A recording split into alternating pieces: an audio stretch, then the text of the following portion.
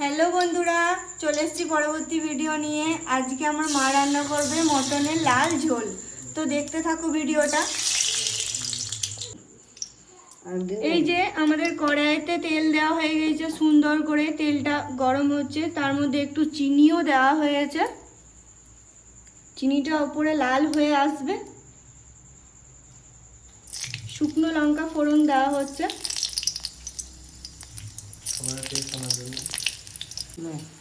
কড়াইতে পেঁয়াজ দেওয়া হচ্ছে, পেঁয়াজগুলো লাল করে ভেজে নেওয়া হবে।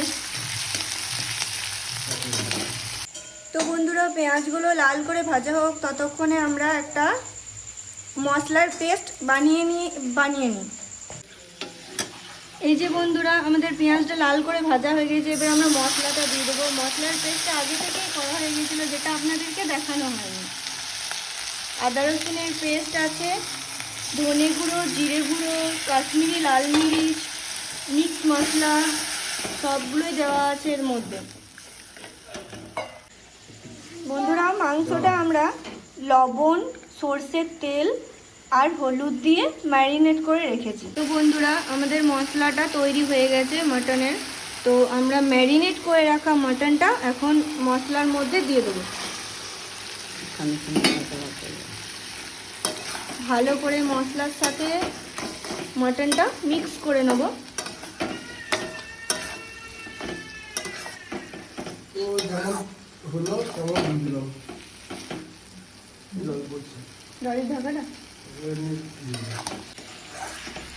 আমাদের মাংসটা বন্ধুরা ভালোই কষানো হয়ে গেছে। দেখতে তো খুব সুন্দরই লাগছে মাংসটা, গন্ধটাও খুব সুন্দর এসেছে বন্ধুরা।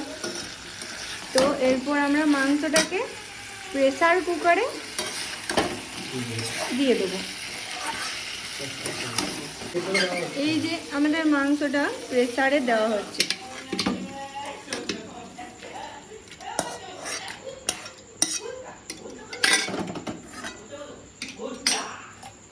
প্রেসার কুকারে দেওয়া হয়ে গেছে মাংসটা আমাদের।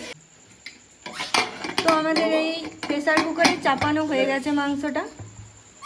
সিটি পড়লেই মাংসটা আমাদের কমপ্লিট। তো বন্ধুরা, আমাদের মাংসটা কমপ্লিট হয়ে গেছে। এবারে দেখা যাক কেমন হয়েছে।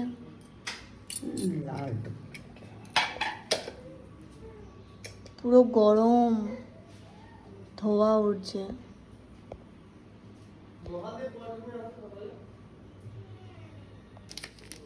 তো বন্ধুরা, আমরা মাংসটার ওপর একটু মিট মশলা আর কারি পাতা দিয়ে নামিয়ে নেব, তাহলে আমাদের মাংসটা কমপ্লিট হয়ে যাবে।